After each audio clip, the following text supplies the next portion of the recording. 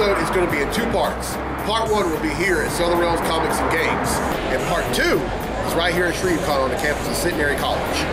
On this part of the episode, this is going to be a regular episode. I'm going to be giving away a free tea, bringing you a Comic Hero Throwdown Showdown, giving you comics news, revealing the books I bought this week, and, well, if I screw up, I'll boo-boo.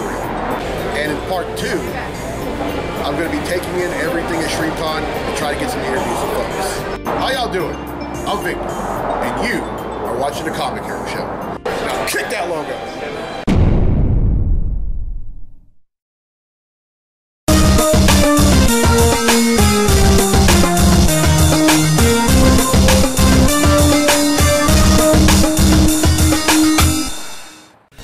Welcome to part one of this week's edition of the Comic Hero Show. I'm your host, Victor Nunley, and I am the Comic Hero. Coming to you from Southern Realms Comics and Games here in Ruston, Louisiana.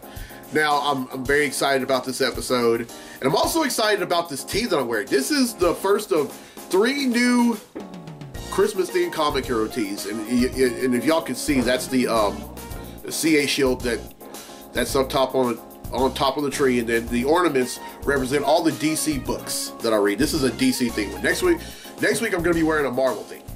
Now, speaking of shirts, it's time to give away a free one.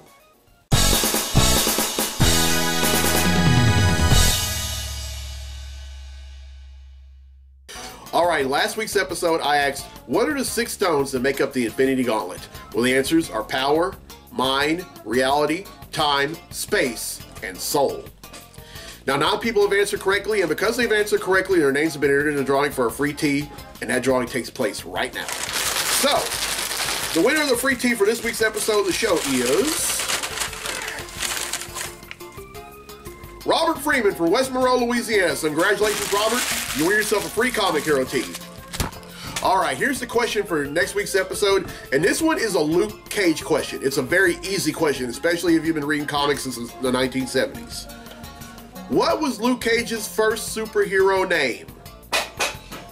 Everyone who answers correctly will be entered in the drawing for a free tee in next week's episode of the show. Now, our very own Anthony Benoit from Downsville, Louisiana has requested a Comic Hero Throwdown Showdown fight, and this fight is beyond amazing. Representing DC, we have Batman Beyond, and representing Marvel, we have Spider-Man. These two are going to duke it out in a segment I like to call the Comic Hero Throwdown Showdown. Welcome to the Comic Hero Throwdown Showdown. Today, it's the Terry McGinnis Batman versus Spider-Man. Batman possesses genius-level intellect, is a skilled martial artist and a hand-to-hand combatant, and an expert detective who utilizes high-tech equipment and weapons. Spider-Man possesses genius-level intellect, is a proficient scientist and inventor, who possesses superhuman strength, speed, durability, agility, the ability to cling to most surfaces, precognitive spider sense, and utilizes wrist web shooters to shoot strong spider web material. Who will win? This fight would be fast-paced and, at times, high-flying. It would start out as a chase, with Spider-Man doing the chasing. He would web up Batman, but the latter would break free by voice-activating the thermals on his suit. Batman would then charge after Spider-Man. Spider-Man goes on offense, but as soon as he does, Batman activates his suit's camouflage. Spider-Man's spider sense goes off, but is met with a series of vicious kicks by Batman. Spidey then activates his infrared lenses on his mask and finds Batman. He then clings onto Batman and uses his proportionate strength of a spider by knocking him out with one punch. Spider-Man wins, and that concludes this fight on the Comic Hero Throwdown Showdown. Alright, well, I hope you enjoyed that fight. If you have fight requests for future episodes, contact info is down there. Alright, it's time for Comically Speaking, so without further ado, let's talk comics!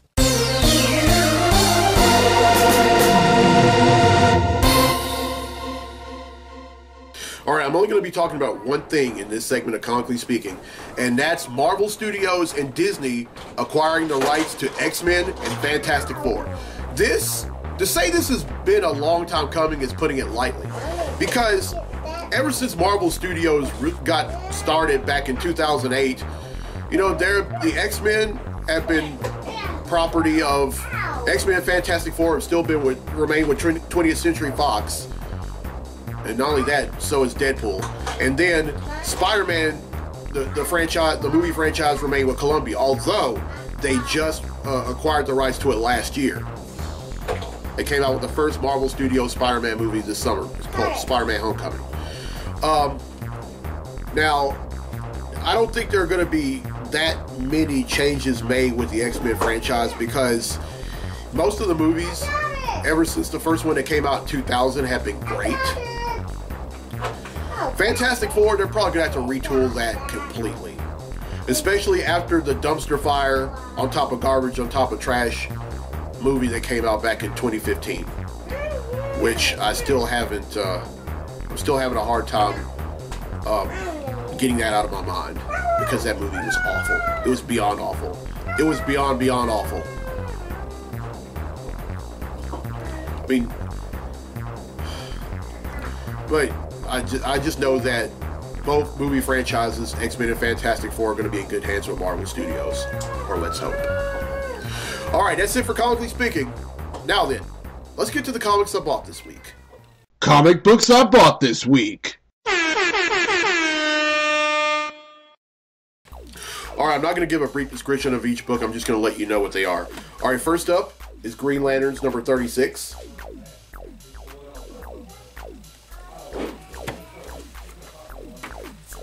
Batman White Knight number 3.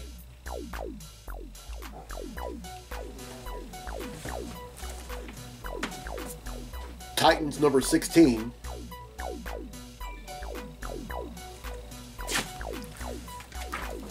Titans number 17.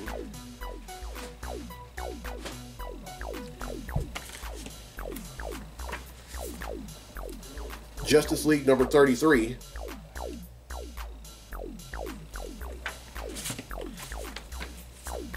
Superman number 36. And finally, Cyborg number 19.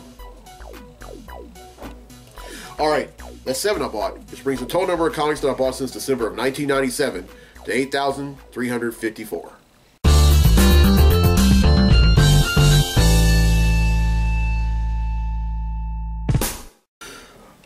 Alright, I'm not going to waste any time. Part 2 starts right now.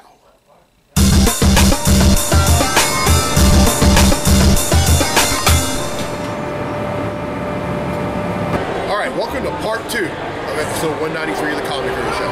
I'm now at Centenary College in Shreveport, Louisiana, site of ShreveCon. I did a little walking around, and I'm really impressed by some of the vendors and guests that were here.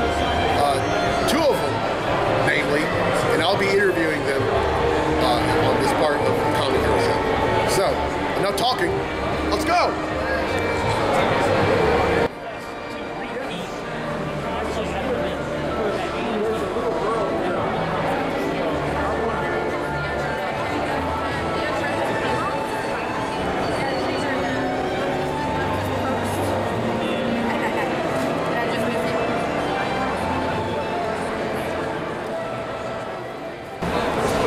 With Sam De La Rosa. He's a legendary comics artist that's been around in the biz for about 35 years.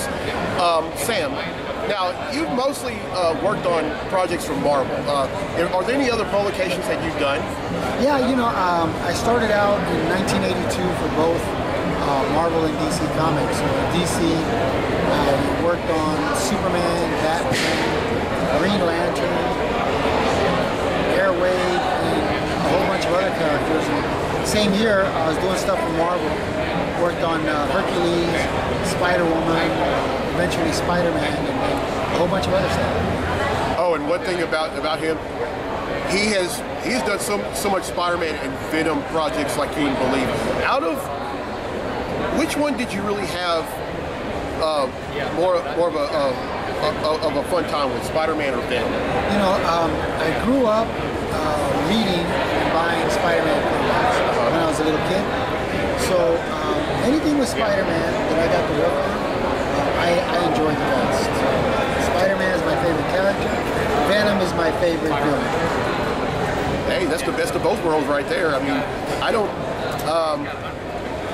now, other than Spider-Man or Venom, or is there been a book that you have worked on that you really enjoyed?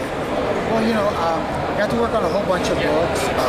I got to work on the first time Venom ever got his own book. But aside from Venom, I got to work on Predator, and I got to work on the very first time Predator got his own book in 1989 for Dark Horse. So I like that.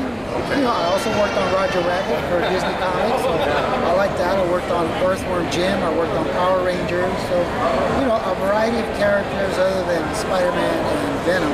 And I enjoyed them all, but Spider-Man's my favorite. This guy's been all over the comics grid, folks. Is there anything that you're currently working on now?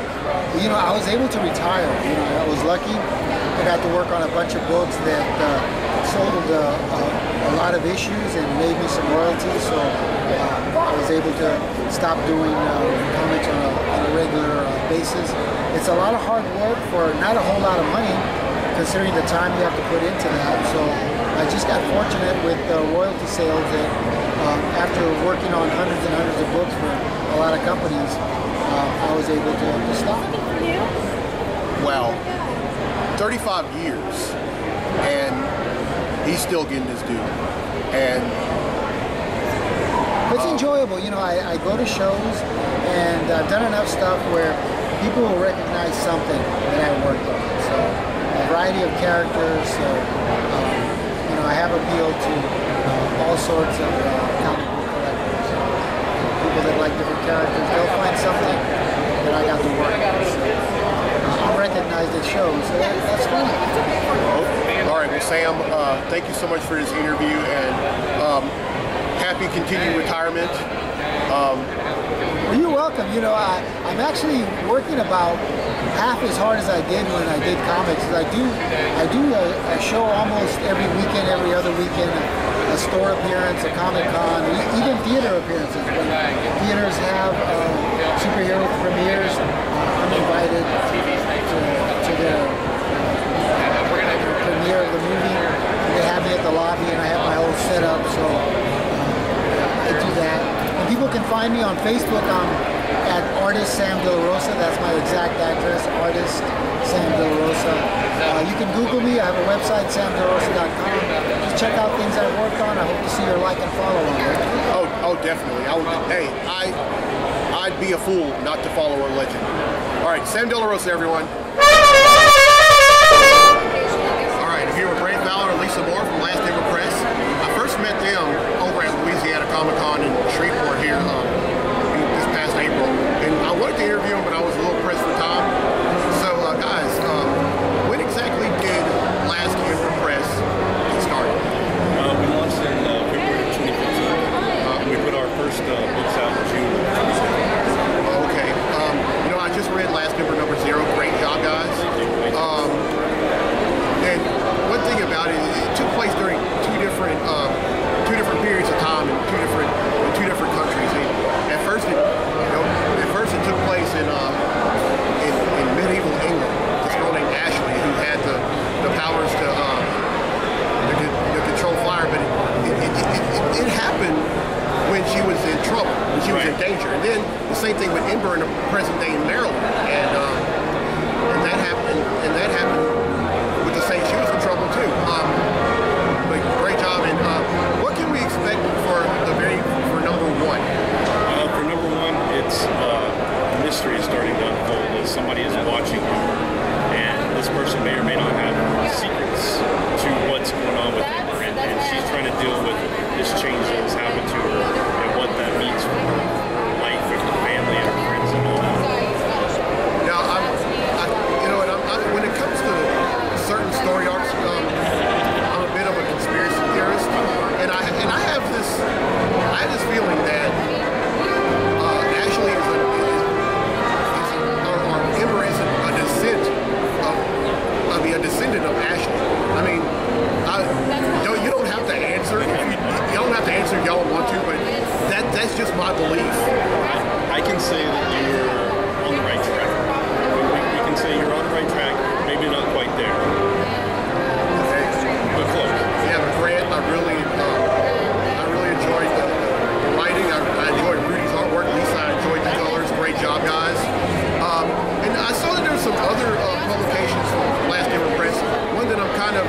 really intrigued me that I made a reading called The Crimson Badge. Yeah. And I may end up reading that, but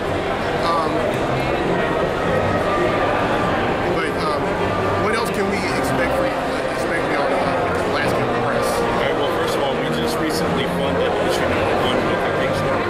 Yes, and my understanding that was quite a success.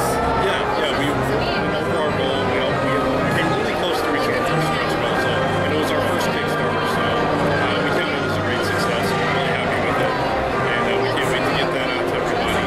And then next month we're launching our first webcomic called The Wild, which Lisa's writing. Awesome. Yeah, and it's a kind of, you can talk about it. Fantasy story, but it's also mystery. It's about a girl whose mother's been taken, and she set out to get revenge. It's kind of a class thing. She's part of the lower class kind of, but all the characters in it are based on flowers. So it's a fantasy kind of mystery kind of thing. So it's going to be really cool. Oh, awesome. I mean, after reading Last Giver Press number 0, I'm completely sold on y'all. When Last Giver number 1 comes out, I'm definitely going to buy it. And Lisa, I've actually heard that you referred to Ember as the mascot of the publication. And honestly, I couldn't agree anymore.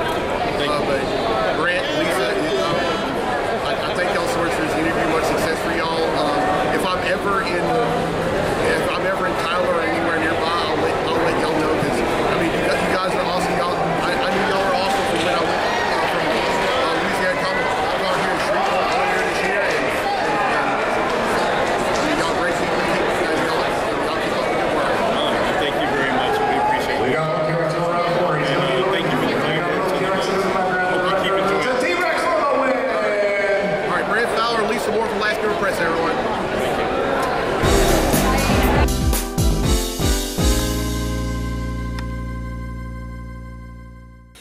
Now, right after I left ShriCon yesterday, I went over to Second Charles in Bossier City, and I bought a few books. And I'm not going to give a brief description of these books, so I'm just going to let you know what they are. All right, first up is X-Men Gold number 15.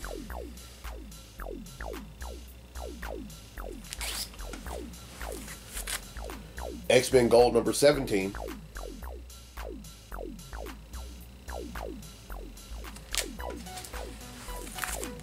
X-Men Blue number 14.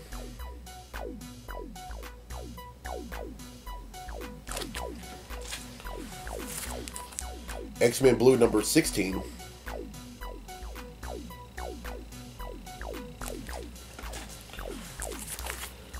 Detective Comics number 966.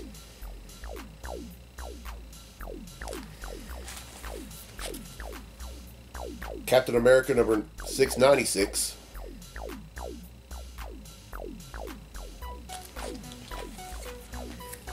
Captain Marvel number 126.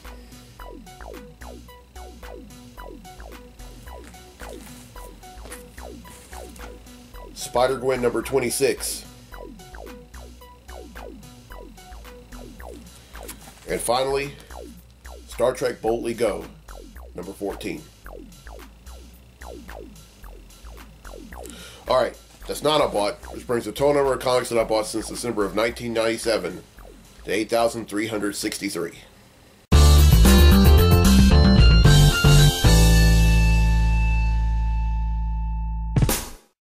Alright, well, I hope you enjoyed this week's episode. Here's a question again for a free tee for next week's episode of the show. What was Luke Cage's first superhero name? Everyone who answers correctly will be in a drawing for a free tee in next week's episode of the show. And congratulations to Robert Freeman, who won a free tee in this week's episode. Alright, this is episode number 193. Now you're probably wondering, Vic, that's awesome. You're 7 away from 200. Yeah, I am, but I'm not talking about how far away I am. I'm talking about the episode number. Now, let me clarify. The number 193 is a number that's very special to me. You see, it's not just special to me, it's also special to a lot of folks, including D'Angelo Blue from Warren, Ohio. You see, we grew up in Homer, and 193 was our troop number in the Boy Scout troop that we served in. My dad, the late Don Nunley, was the head scoutmaster. And I don't care what anyone says, we ruled the Boy Scout world with an iron fist.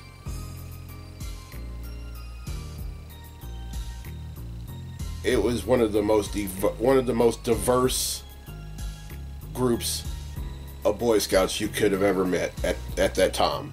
If it was anywhere from the late 80s to all the way to the mid 90s, we ruled the Boy Scout world with an iron fist. And if you're watching this and you were part of Boy Scout Troop 193, whether you were a Boy Scout, a Weeblo Scout, a Cub Scout, a Den Mother, one of the other Scoutmasters that served under my dad, if you were even the parents of a former member of Troop 193, this episode is for you. And I don't know if there'll ever be another Troop 193. If there is, they'll have my support, because after all, my dad was the head scoutmaster at the time that I served. And you know, they say that some of the things that are dead should remain dead. I don't think, you know, if somebody tries to revive Troop 193, they'll have my full support. And I wholeheartedly mean that. Alright, only a few weeks away from Christmas. Just over 2 weeks. Hope you all got your family and loved ones something for Christmas. I most certainly have.